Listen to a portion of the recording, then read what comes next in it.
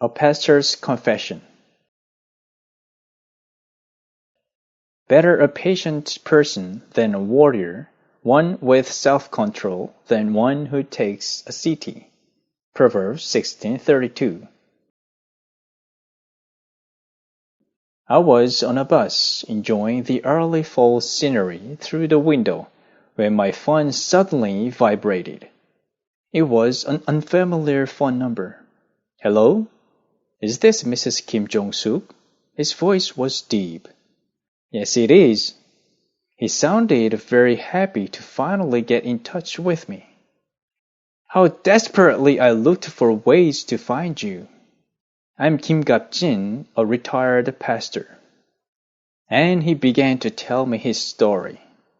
He began his ministry at an early age as soon as he graduated from university. He would diligently visit his church members and prepare his sermons with all his heart, in the hope that the people would experience changes in their lives through listening to his sermon. He also launched a variety of businesses and projects in order to inspire the church members. He earnestly prayed to God early every morning and entreated him to help them spread the gospel and bring souls to the church. So much so that someday the place would be filled with people.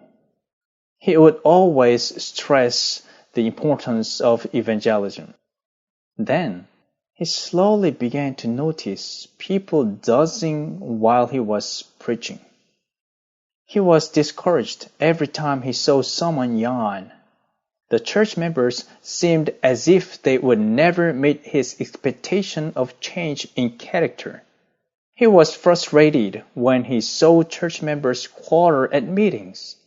Some would even bluntly show their dislike towards him. It was basically a situation of a sheep ramming into the shepherd. He began to regret becoming a pastor. Yet, in the end, he thanked God for guiding him amidst struggles and difficulties to not give up but to carry out his mission until the point of his retirement. There was one thing, though, that he wished to have accomplished but could not. It was his character, which did not change at all even after decades of service as a pastor.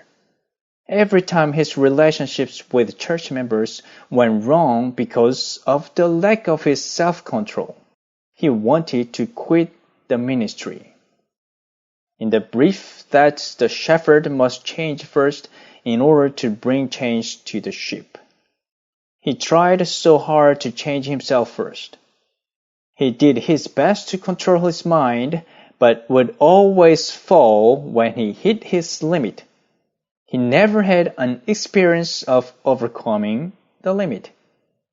At the end, he said, I had been a pastor and preached all my life, yet I failed to control my mind. I called you because I felt so relieved and thrilled as I read your writing, which clearly and easily explains on how to control your mind. I was touched by his words. For making a confession like this is definitely not easy. It takes courage to reveal who you are and tell the truth. Furthermore, he was a pastor. I thanked him for calling me. I learned once again that my shameful weakness can provide a healing experience to others.